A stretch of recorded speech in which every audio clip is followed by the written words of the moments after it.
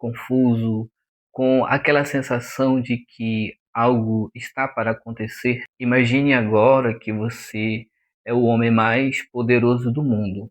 Você é o faraó do Egito, mora em um palácio de pedra, tem vários servos, seu nome é sussurrado com medo e reverência por todo o reino. E uma noite você tem um sonho.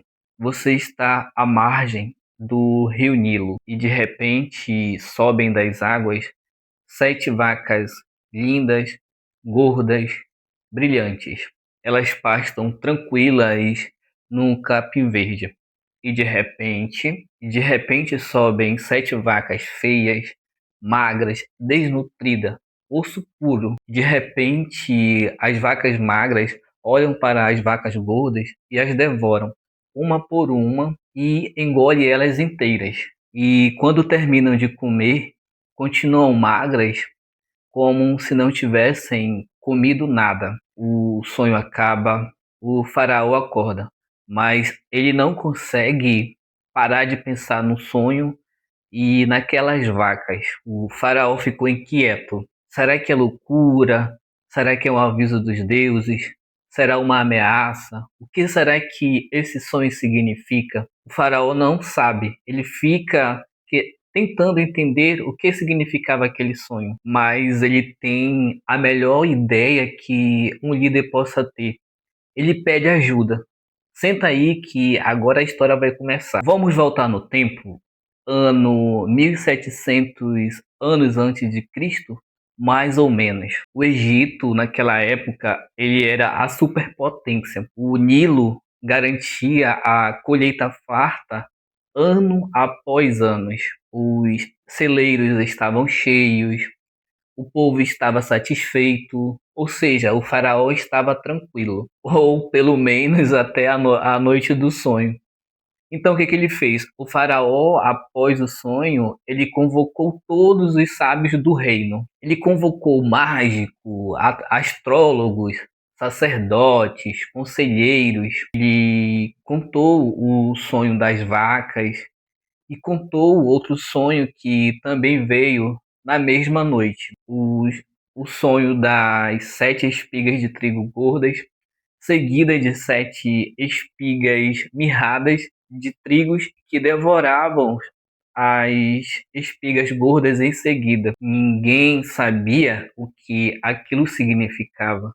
Os sábios se entreolhavam, os mágicos se balbuciavam, palavras sem sentido surgiam.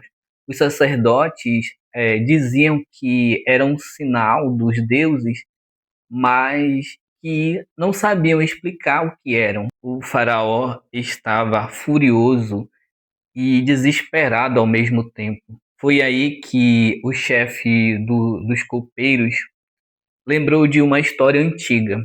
Há alguns anos, quando o faraó estava preso. Sim, o faraó já foi preso, mas isso é uma outra história. Ele conheceu um escravo hebreu chamado José. E esse escravo, ele tinha uma habilidade estranha.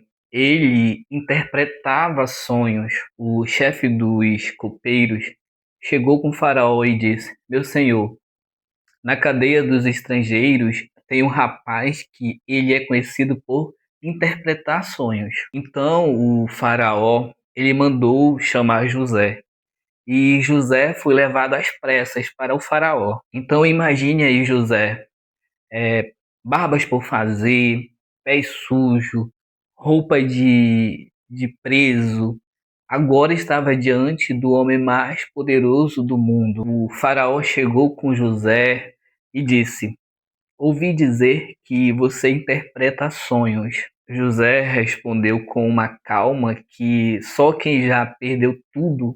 E olha só o que José responde para o faraó: Não sou eu, é Deus quem dá a resposta, mas eu posso traduzir. Então o faraó contou o sonho das vacas, contou o sonho das espigas e José ali, ouvindo calado, sem falar nada. Então José fechou os olhos por um instante e então proferiu as palavras que mudariam a história do Egito para sempre. Eu acredito que essa história você já ouviu ou já leu em algum canto.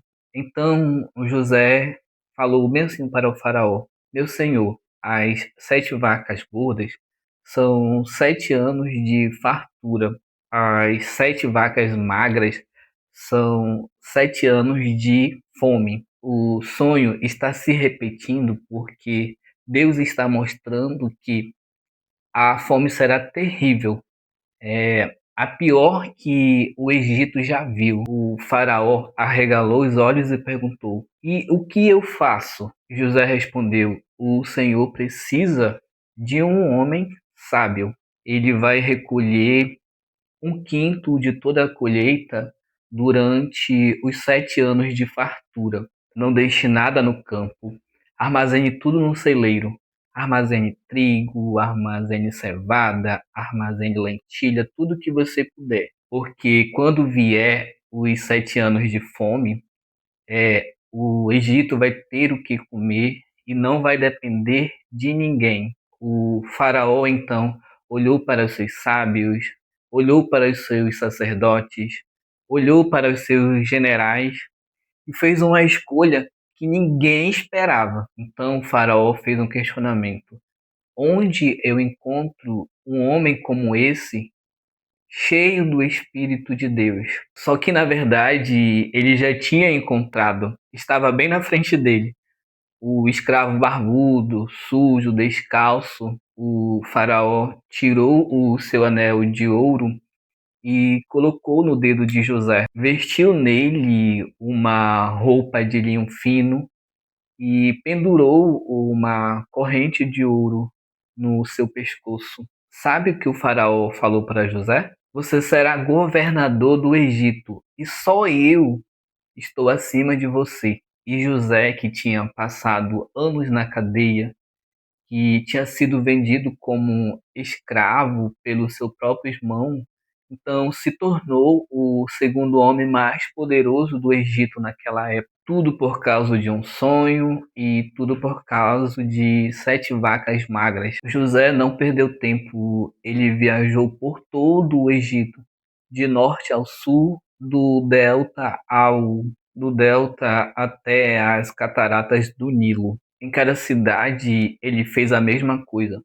Construiu grandes celeiros de pedras com paredes grossas, telhados vedados para proteger de umidade e de ratos. E durante os 7 anos de fartura, todos os fazendeiros eles traziam 1/5 da sua colheita para José. Não era imposto, era reserva. José pagava pelo trigo, mas José pagava com uma moeda que ninguém entendia na época. Essa moeda se chamava segurança. Os celeiros foram enchendo e enchendo. Então José foi parando de contar. A Bíblia diz que a quantidade de trigo armazenada era como a areia do mar, impossível de medir. O povo reclamava, é claro. Então eles pensavam: por que a gente está guardando tanta comida? A gente podia vender isso e ficar rico. Só que José ignorava eles porque ele sabia o que estava por vir. E veio. No 7º ano, o rio Nilo subiu menos do que o esperado. O que eles plantavam, as sementes não brotavam, e as que brotavam, o sol queimava. Ou seja, foi a pior colheita em 100 anos. E cada ano que passava, as plantações eram pior ainda. Os fazendeiros que tinham vendido todo o trigo para lucrar no curto prazo não tinham nada. Os celeiros particulares estavam vazios e então as famílias começaram a passar fome. Mas os celeiros de José estavam cheios. O Egito tinha comida. o Egito não passou fome. E não só o Egito, os países vizinhos, eles ouviram falar que José tinha comida. Então eles vinham de longe comprar da Líbia, da Palestina, da Etiópia. Todos queriam comprar trigo do Egito. E o faraó ficou mais rico do que jamais foi, porque ele vendeu a comida que tinha guardado e vendeu caro. Tudo por causa de um homem que teve a coragem de guardar em vez de gastar. Agora vamos parar de falar de vacas, de celeiros e vamos falar de nós, porque aqui para nós a história de José, ela não é uma história religiosa, e sim um fato econômico. Ele ensina 3 lições que nós devemos gravar na alma. A primeira lição é guardar antes da fartura acabar. José não começou a guardar quando a fome chegou. Quando a fome chegou, já era tarde. Ele guardou durante a fartura.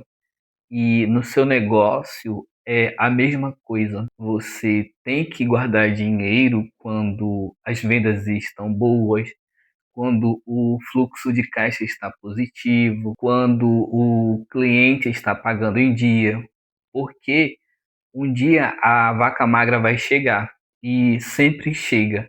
E quando chegar, vai ter 2 tipos de empreendedor: o que guardou e o que não guardou.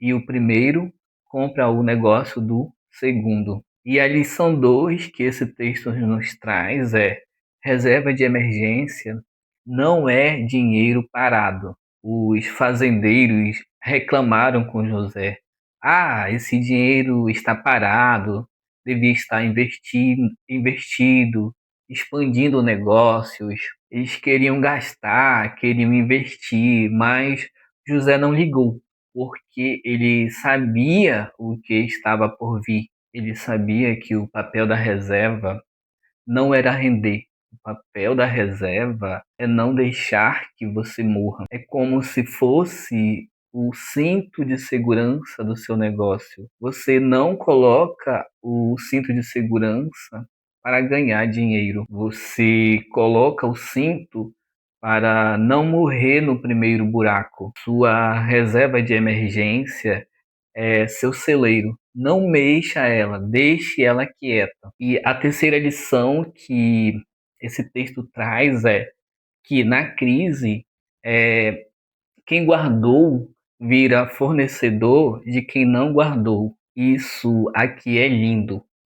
Quem guardou quando a fome chegou, vendeu para quem não tinha e vendeu caro. Os vizinhos do Egito pagaram o preço que José pediu, porque eles não tinham. E no mundo real é a mesma coisa.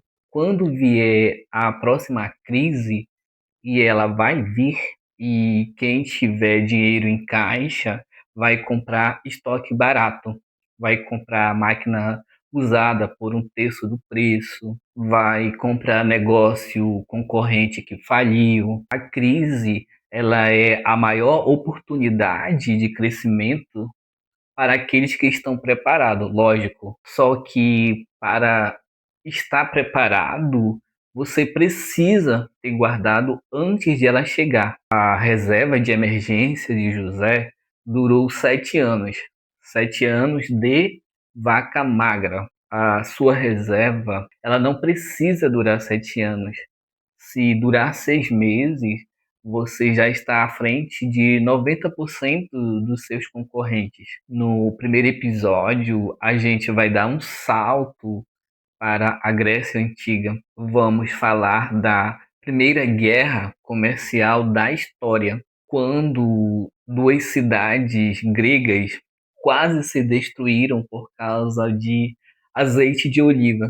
Sim, por causa de azeite. E a lição? A lição é sobre monopólio, concorrência desleal, E o que acontece quando você tenta controlar o mercado sozinho? Vai uma dica: não termina bem. Se inscreva no meu canal, ative o sininho, deixe seus comentários e vamos estudar junto essa história da economia, de onde ela veio, como ela surgiu, para chegarmos nos tempos atuais.